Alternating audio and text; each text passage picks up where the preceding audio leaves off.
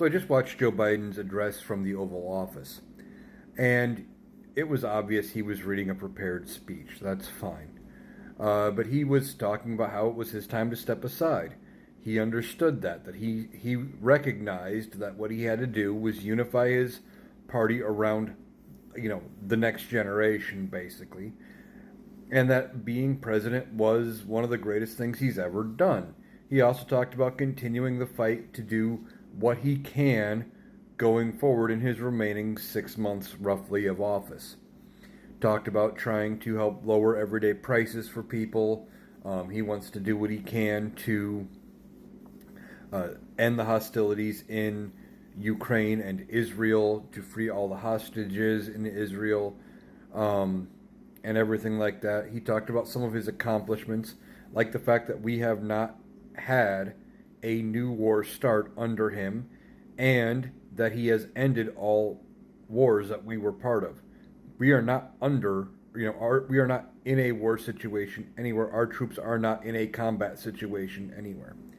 And he just kind of was talking to the American people. It was a good speech. It was about 10 to 15 minutes, not very long.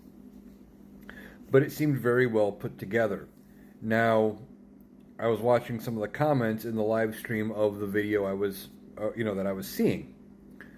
And there were tons of comments by Trump humpers saying Joe was a clone. It wasn't him. He was a zombie. That he needed to resign, that he was going to resign.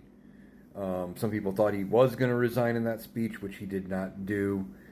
Overall, it was just him telling the American people what we've known for a little while now, and that is he has come to terms with the fact that as much as he wants to continue to fight and to move forward, and he thought he could get another term, and win another election, that it was no longer his time to do that.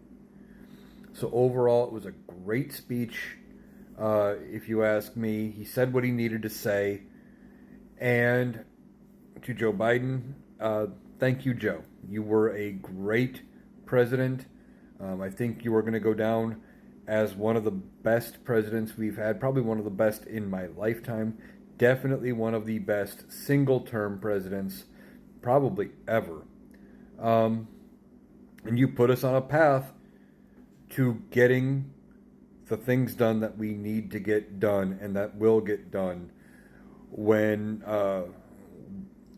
we follow your lead and put our faith in your vice president and our soon to be future president, Kamala Harris.